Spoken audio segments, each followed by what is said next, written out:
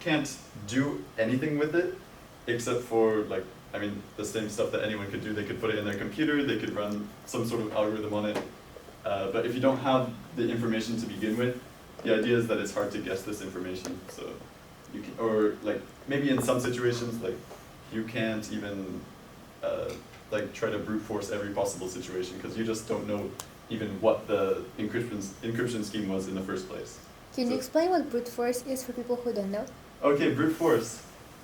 Say you're trying to calculate, I don't know, like how to factor a number. So instead of like, I don't know, say you see that the number is even, then you know that it's divisible by 2. But the brute force way of doing it would be dividing it by every single number in the world and seeing which numbers actually divide into it. And so it's like a very slow process, but eventually it's going to work. Yeah, that's the idea. So we're going to talk about key transfer. You can scan this QR code. It's going to take you to a cool link about colors. So go ahead and do it.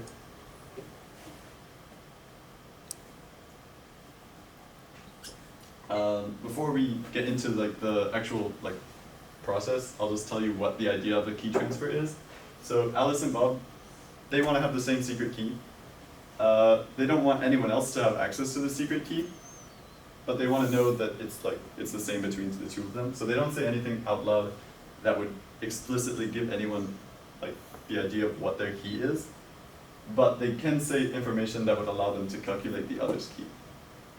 And so there's like a mathematical way to do this, but we're gonna do a more like, I guess, theoretical. So the idea, if you guys have gone to the link, it should be like a color mixing website. Do you guys have it? Mm-hmm. Okay. So I'm gonna need like 2 volunteers. Who wants to volunteer? You and you. Okay, lovely. So you two decide on a color, like just any sort of public color that's like on that list of colors that they have in English. Purple. Purple's your public color. And you guys, if you want to try to calculate what color they're going to actually end up in the end, you can do whatever you want to do that. So we can see you guys are eavesdropping. All this information is public. So the public color is purple. And each of you, I need you to select a private color. So you just decide it in your own mind, and you don't tell anyone this information.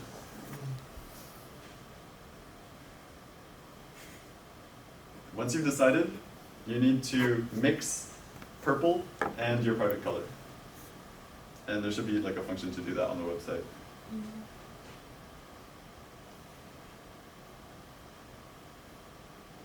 Have you mixed them? So mix a private color with purple. Yeah. Okay. Okay. So now that you've mixed it, you've got to announce the hexadecimal value that it gives you. And I guess the idea here is that from hexadecimal values, it's difficult to imagine the color. However, using this program, you're able to input the hexadecimal value. So yeah, that's pretty nifty. So you say, what's your hexadecimal value? And how can you write it down? 805, 805, B56. Okay. Did you write it down, Aiya? Oh, yeah. Okay. Oh, wait. 805. 805, B56. 805, B56. Okay. Okay. And what's yours? This thing. Yeah, the hex. The hex. 805, B56. Oh, you both had it? Wait, no, I don't have the. Wait, why do you have twice 805? Yeah. His is like No, longer no. by 3. No. I repeated it because I said 805, but then I clarified. Oh. 805, B56. Mine Wait. is the same. You all have 805 B56. Okay. Try a different color. Okay. Try again. Yeah, that. Why do you have such a good taste for colors? I think that might be because purple doesn't mix very well. Well, that's fine. We just need it to be like random. Okay. It's okay if it's ugly. It's actually better. But now if everyone chooses the ugliest thing, maybe it's still Okay. Yeah. No, it's because I think everybody chose the same color. Okay. Okay. 800056. Can I see your pen? Oh, 80056. Mm-hmm. Okay, and then I got F7756. Wait, what? Yeah. F7. I got F7756. Because you clicked on the first one, right? Okay. But I think it's possible to brute force on his Yeah, this website thing is because pretty It has easy to like brute 6 force. options. or yeah, something like but that. like Yeah. basically in the concept, right? They are just like so many. It's like so like large or like so Yeah. like mathematically wild that you can't really brute force it. This thing, maybe it's a bad example. Sorry, but the idea is that you mix the colors and you turn it into like this hex that like most people can't understand, and then you can use the hex to actually come to a consensus. So here's what we're going to do, the final part. Mix the hexadecimal from your partner with your private color. Oh, I gotta remember my You do. Wait, what's my Yeah, private color? Okay. I need a pen. Okay, I mix what Will gives me with my. Okay, sure.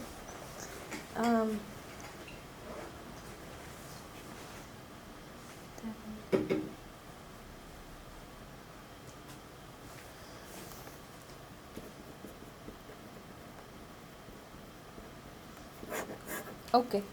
Okay. And if this actually works, which I mean it might not. I don't really know how this color mixing software works. Yours? But Yours if it was works properly and it mixes 80. everything in the same proportions, 80056. Wait, what? Yeah. It was this. What? No, you just guessed my private color, right? No, you're not supposed to guess each other's The private point colors. is you have to get You the just same get the color. same- Yeah. Yeah. Well, we got the same probably. Did Is you it? get the same color? No, it's not letting me mix mine with 80056. Yeah, so it's not actual I don't think that's a hexadecimal value. Alright. Hmm? That's fine. We understand the You point. Wait, understand because the you color didn't enter this. Are there any questions No, about the color no, mixing because it's thing? not.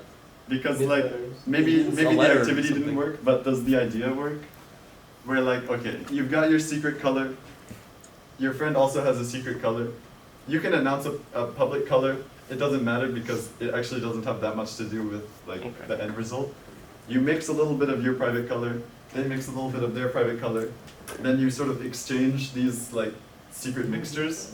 But like even if they kind of see the mixture, they can't like know exactly what proportions and what your private color was. So you both have this amount, and then you just mix in the same amount as before, and the result is that like you all have, the same sort of brownish thing at the end.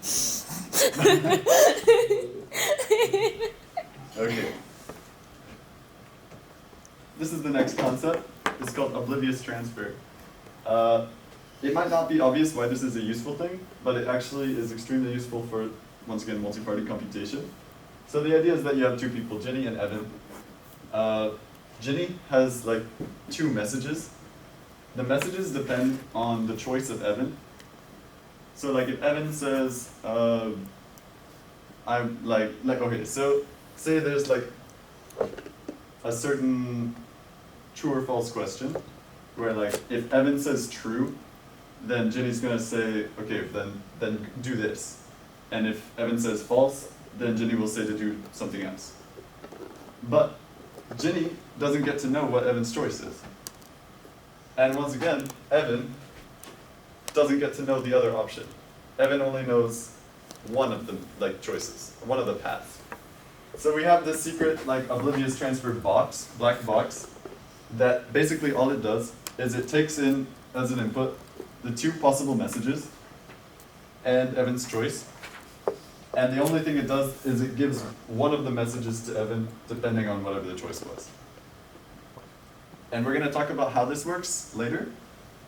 But for now, all you need to know is that's what it does. It just takes these two messages in and pops out a specific message depending on Evan's choice.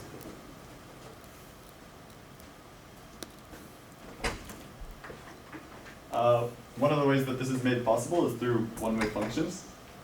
The example of a one-way function that we're going